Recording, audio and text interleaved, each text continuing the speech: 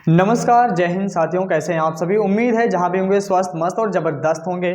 आज का ये वीडियो बहुत ही खास होने वाला है क्योंकि आज के इस वीडियो में हम लोग एक ऐसे प्रोग्राम्स को कवर किए हैं जो शिक्षा के क्षेत्र में अगर ये सही से चलता है तो एक क्रांति ला सकती है। जी हाँ, अगर आप चाहे पेरेंट्स हों या फिर आप छात्र छात्राएं हों, आप सभी के लिए एक जुनून उत्पन्न कर देने वाला ये वीडियो आज हम लेके आए हैं। हमारे समाज में कहा जाता है कि शिक्षा ही सबसे बड़ा धन है।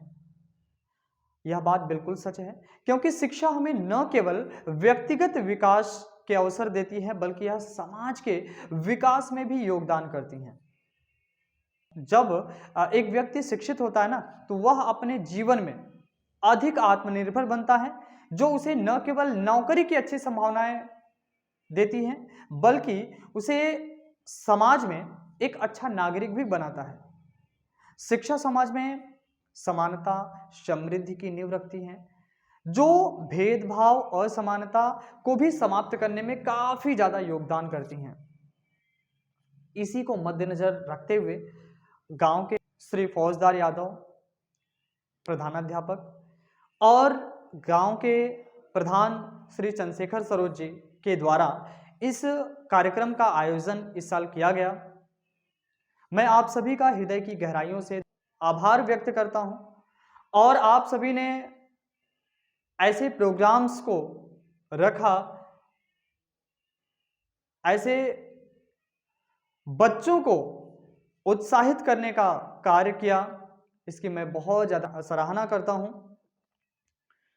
और ऐसे ही आप हर साल करते रहें जिसमें हम सभी तन मन धन से पूरी तरीके से योगदान देंगे। माँ सरस्वती की प्रतिमा पर, ज्ञानों की देवी माँ सरस्वती की प्रतिमा पर माल्यार्पण करते हुए और जोरदार तालियों से आप लोग उत्साहवर्धन करें। और माँ सरस्वती की प्रतिमा पर अब हम चाहेंगे कि दीप प्रज्वलन करें हमारे कार्यक्रम के अध्यक्ष महोदय।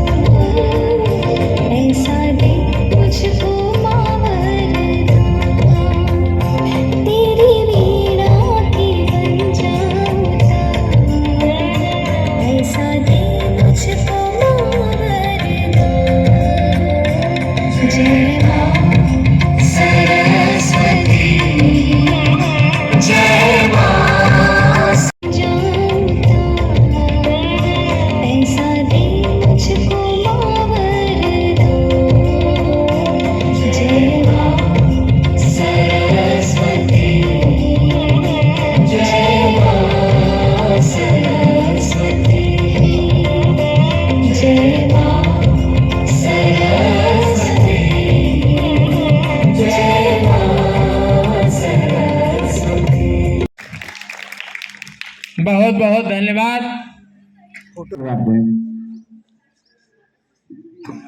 आशुतोष अवधर रानी भगवान शिव की नगरी काशी, जो शंकर भगवान के त्रिशूल पर बसी है, जिसे चौथा लोक भी कहते हैं। इसी काशी के पश्चिमोत्तर में माँ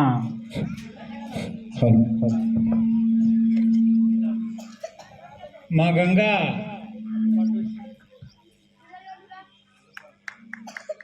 बहती हैं और पश्चिमोत्तर में ही काशी स्थित है, जो तमाम तरह की विभूतियों से भरा हुआ है। यही काशी भगवान बुद्ध की उपदेश स्थली भी है, कबीर रैदास की जन्मस्थली भी है, क्षेत्र है। इसी बनारस के पश्चिमोत्तर लगभग पश्चिम में ही एक मिश्रित आबादी का गांव ग्राम सभा बरजी स्थित है।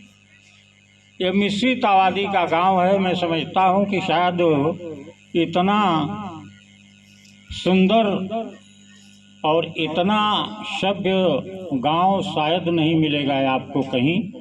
यहाँ हर लोग अपने अपने ढंग से अपने अपने साथ सबको लेकर मिलते हैं, रहते हैं, चलते हैं, किसी का विवाद नहीं।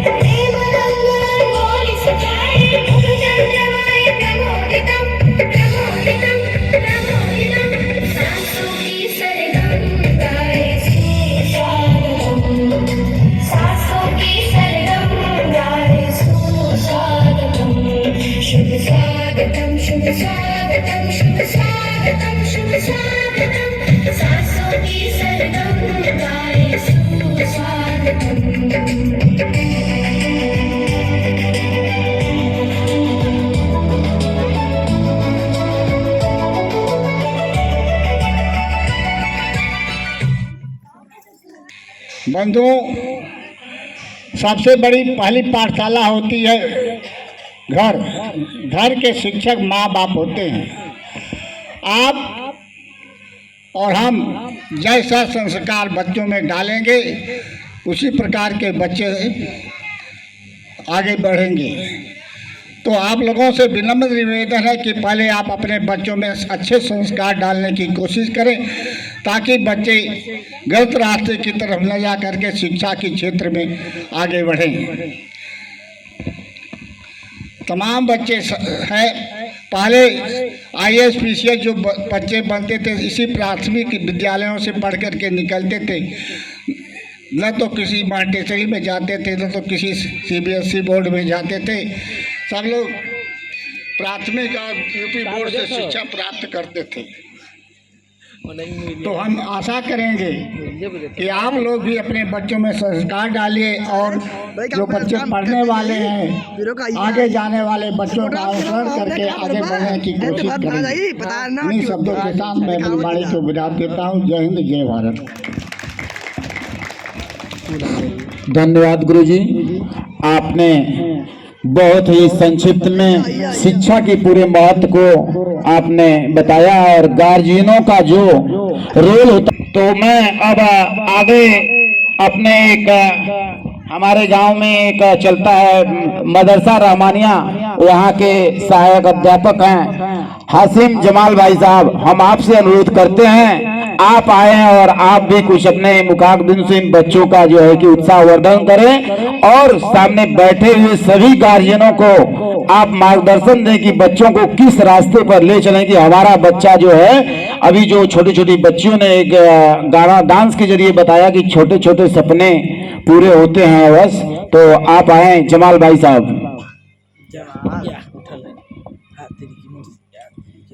आप शिक्षा के क्षेत्र में बहुत ही अच्छा वक्तव्य भी देते हैं और अपने मदरसा का संचालन भी करते हैं।